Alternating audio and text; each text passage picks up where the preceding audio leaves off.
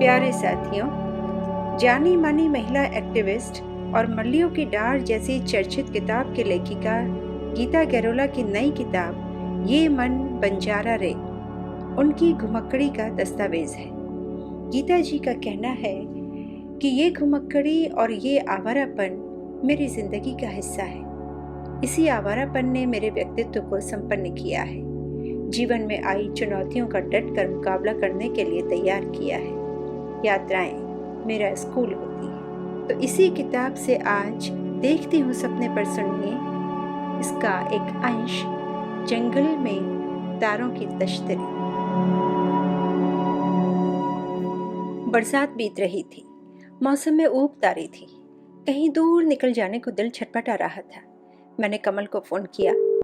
कमल, दिल ऊब रहा है, चलो कहीं चलते हैं पहाड़ों की तरफ। कमल सुनते ही उछल गया। हाँ हाँ, क्यों नहीं, बता कब जाना है। मैं थोड़ी झिझक रही थी। जब एक मौसम से दूसरे मौसम में दिल बदलते हैं तो उसे अस्थमा का दौर तेज हो जाता है। मैंने पूछा, तुम ठीक हो गए क्या? मैं उन दिनों काठगोदाम में थी और कमल कोटद्वार में। बदलता मौसम उसके लिए बीमारी का मौसम होता था, लेकिन कमल था जन का आवारा। उसने मेरी पूरी बात सुनी ही नहीं और कब जाना है की रट लगा ली। शायद वो भी बीमारी से ऊब रहा था। वैसे भी पहाड़ों में घूमना उसके अस्थमा के दौरों से बाहर निकलने की अचूक दवा होती थी। हमने तय किया कि कहीं भी जाएं, ये पैदल वाली ट्रैकिंग नहीं होगी। हम सुविधा अनुसार कभी गाड़ी और कभी पैदल चलेंगे। मुझे रात जात जाने वाले रास्ते को दोबारा देखने और नई दृष्टि से देखने का बहुत मन था, इसलिए उसी रास्ते जाने का तय हुआ। नंदा देवी राजजात बीते 3 वर्ष हो गए थे। जिन लोगों से राजजात के दौरान मुलाकात हुई, उनसे दोबारा मिलना रोमांच पैदा करने वाला था। हम 20 सितंबर 2003 को पहाड़ों से ऊर्जा लेने और अपनी रूटीन जिंदगी की ऊब खत्म करने निकल पड़े।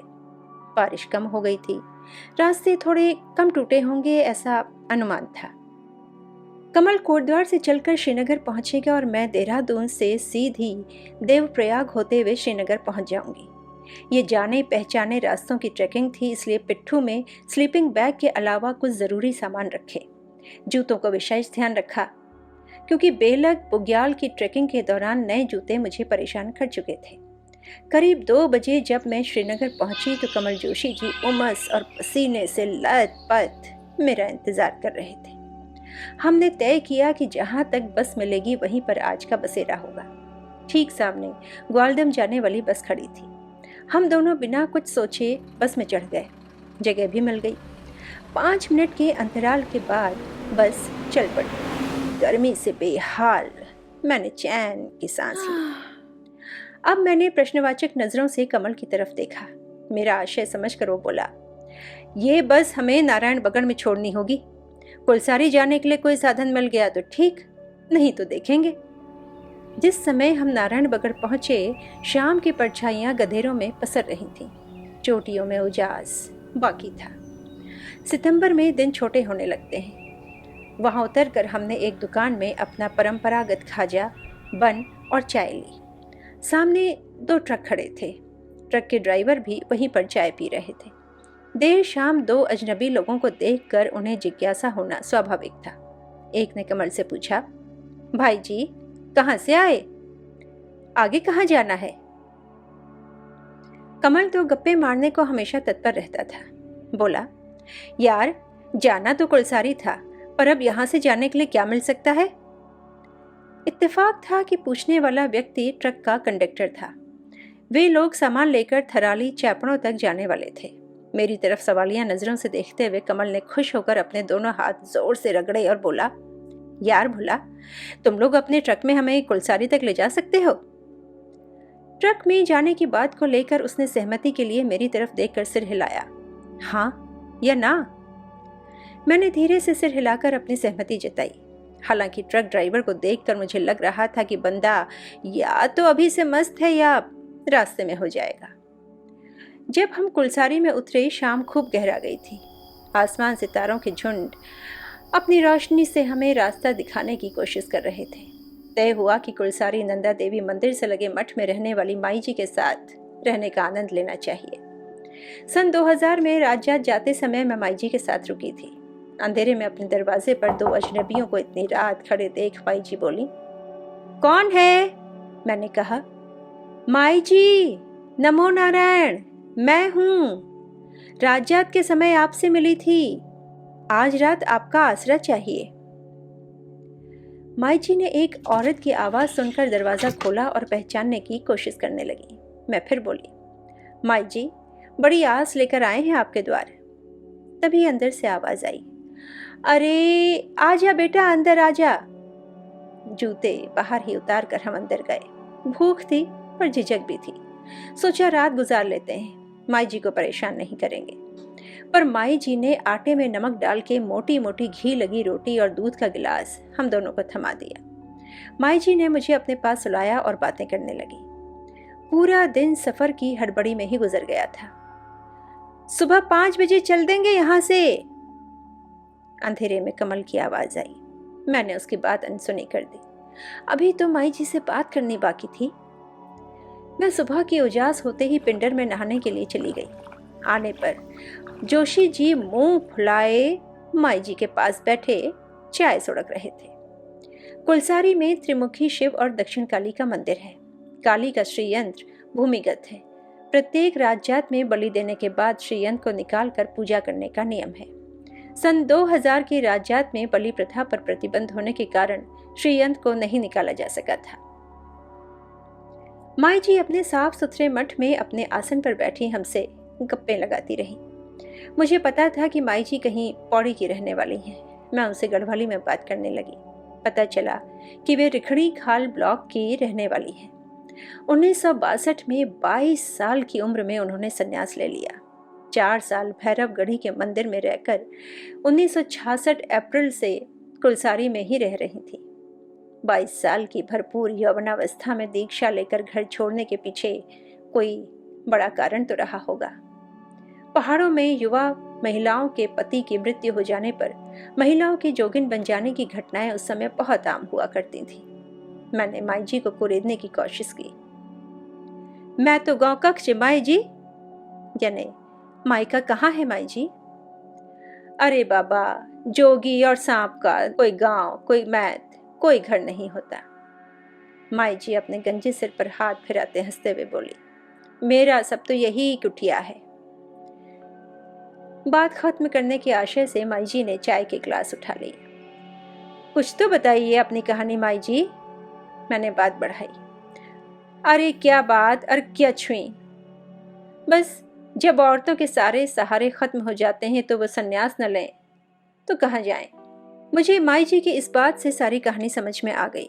कोई भी औरत स्वेच्छा से दुनियादारी क्यों छोड़ेगी? कुछ तो सामाजिक दुश्वारियां रही होंगी। हमारे समाज में औरतों की जगह ही कहाँ होती है। पता चला माई जी के पति चल बसे थे। ससुराल का दरवाजा बंद हुआ तो मायके आ गई। मायके पर बोझ बनी तो जोगन बन गई। औरतों के लिए हमारे समाज में कितनी कम जगह होती है, कितनी विडंबना है। आप सुन रहे हैं गीता गेरोला की किताब ये मन बंजारा से उनके यात्रा संस्मरण का एक अंश, जंगल में तारों की तश्तरी।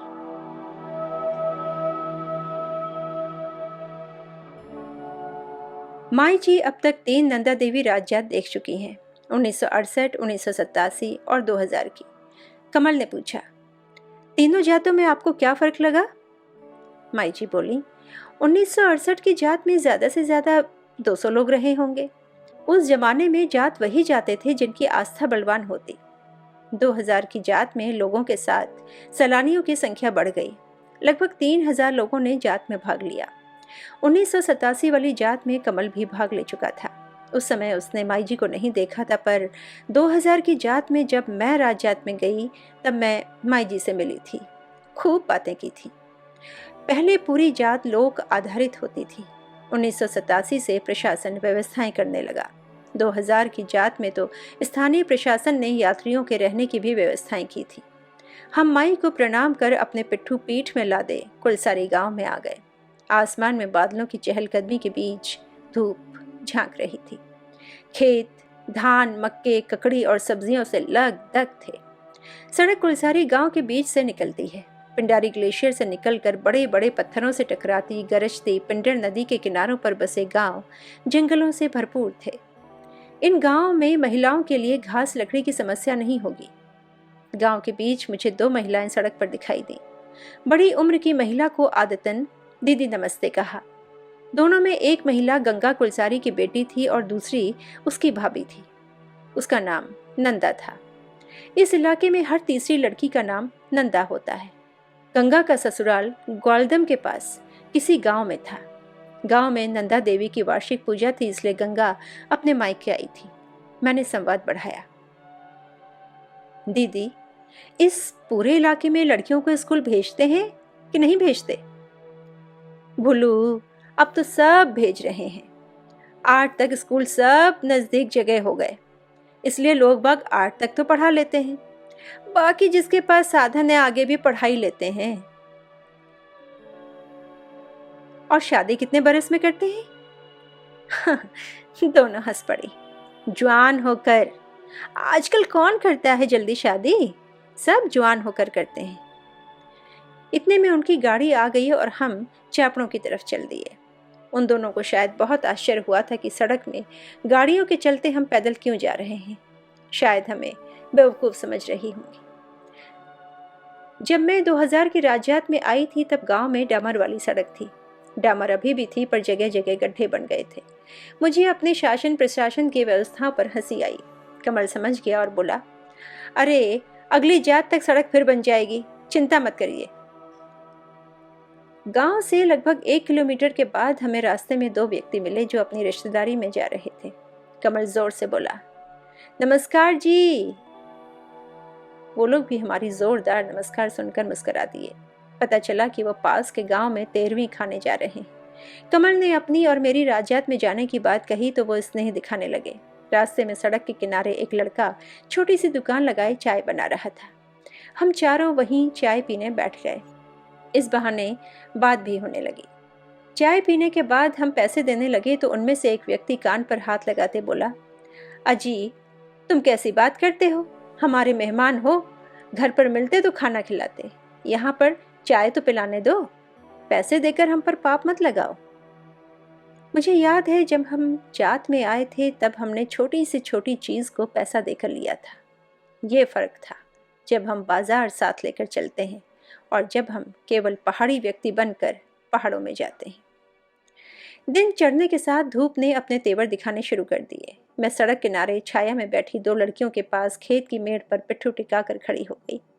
दोनों स्कूल से घर लौट रही थीं। दीना और सुरमा नाम थे उनके। धूप से दोनों के गाल तपकर लाल हो रहे थे। उन्हें अभी रास्ते में पड़ने वाले अपने खेत से घास काट कर ले जाना था, इसलिए शर्माती हुई जल्दी से चलने को तैयार हो गई। गर्मी के कारण मुझे तेजी से नीचे शोर मचाती बहती पिंडर नदी में नहाने का मन करने लगा था। अपने मन की बात उन पर थोपती हुई बोली, तुम लोग तो खूब नहाती होगी ना नदी में। अब तक हम लोगों में जरा दोस्ती होने लगी थी। उन्हें मेरे कटे हुए बाल और पीठ में लगा पिट्ठू आकर्षित कर रहा था। दीना मेरे पिट्ठू को छूते हुए बोली, अरे नहाने कौन जाता है दीदी, किसे फुर्सत है। हाँ, कभी कभी कोई औरत फाल देने जरूर चली जाती है। मेरा दिल जोर से धड़का। मैंने आश्चर्य से उसे देखा। नदी में कूदकर आत्महत्या करने की करुणा को कितनी सहजता से कह गई लड़की। इतना हरा भरा घास, लकड़ी, जंगल, खेती, अनाज से संपन्न इलाका है, तब भी कौन से कारण हैं कि औरतें आत्महत्या करने के लिए मजबूर हो जाती हैं। हमने पिंडर नदी के ऊपर बना पुल पार किया और थराली बाजार पहुंच गए। थराली में काफ़ी बड़ा बाजार बन गया है। बरसात में आमतौर पर पहाड़ी कस्बों की गंदगी बह जाती है, पर थराली के पूरे बाजार में गंदगी बिखरी पड़ी थी। हमने वहां से थोड़े सेब खरीदे और जल्दी जल्दी चापड़ों की तरफ चल दिए। थोड़ी देर चलने के बाद चापड़ों गांव दिखाई दिया। हम दोनों ही थक रहे थे, भूख से भी बेहाल थे। राजजात के वक्त मैं गांव में नारायण सिंह शाह जी के नए बने घर में रुकी थी। हमने चापड़ों के एक ढाबे में खूब मिर्ची वाली दाल और रोटी खाई। मैंने दही की मांग की तो जोशी जी लार टपकाते हुए मुझसे आधी दही मांगने लगे। सन 2000 में जब मैं नारायण शाह जी से मिली थी तब उनके युवा पुत्र की मृत्यु हो गई थी। वे लोग बहुत शोक विवल थे। इस बार गांव में उनके घर जाने पर वो खुद तो नहीं मिले, पर उनकी पत्नी से मुलाकात हुई। याद दिलाने पर वो मुझे पहचान भी गई। वो नाराज़ हुई कि हम होटल से खाना खा के क्यों आए। उन्होंने हमें चाय पिलाई। थोड़ी देर सुस्ता कर हम अगले पड़ाव के लिए निकल पड़े। सड़क पर हमें एक छोटा ट्रक मिला जो सीधे मुंदोली गांव जा रहा था। ट्रक में हमारे अलावा खिलाफ सिंह भी बैठे थे। सड़कें जगह जगह टूटी और गड्ढों से भरी थीं।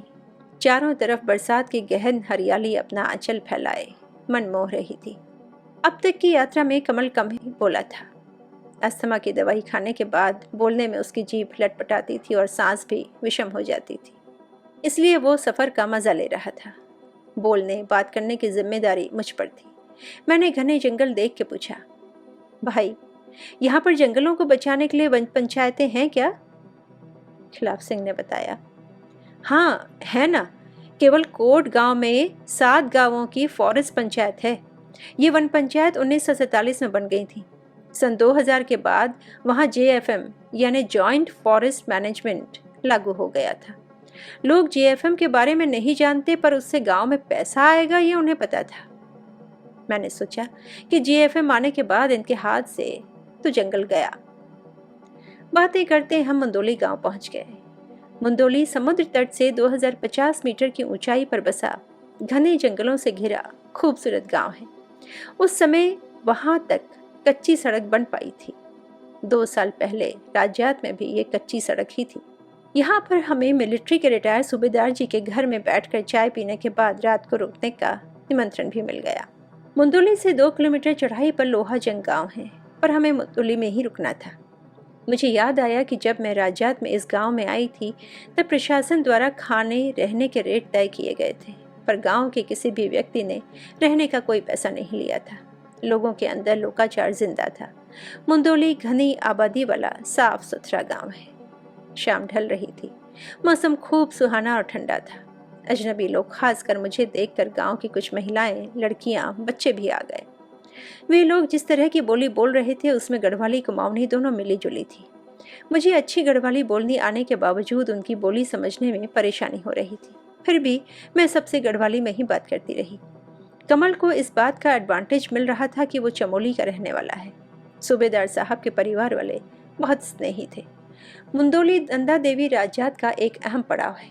यहाँ पर भूमिया जयपाल देवता का मंदिर है जिसमें नंदा देवी की कटार रखी हुई है। गांव के सभी घर आबाद, भरे पूरे, खुशहाल दिखाई दे रहे थे। गांव के कुछ लोग बाहर नौकरी करते हैं, पर अभी प्रवास से बचा हुआ गांव है। गांव की 4 महिलाएं टीचर बन गई थीं। लड़कियां घर के कामकाज के साथ स्कूल भी जाती थीं, पर सामान्य तौर पर घर खेती का काम संभालती थीं। गांव की महिलाओं ने नंदा देवी के जागर भी सुनाए। ये हमारी उस यात्रा का आखिरी पड़ाव था। रात को बादलों की गड़गड़ाहट के साथ तेज बारिश शुरू हो गई, पर हम निश्चिंत थे कि अब कल हमें वापस जाना है। आप सुन रहे थे ये मन बंजारा रे यात्रा संस्मरण से एक अंश, जंगल में तारों की तश्तरी।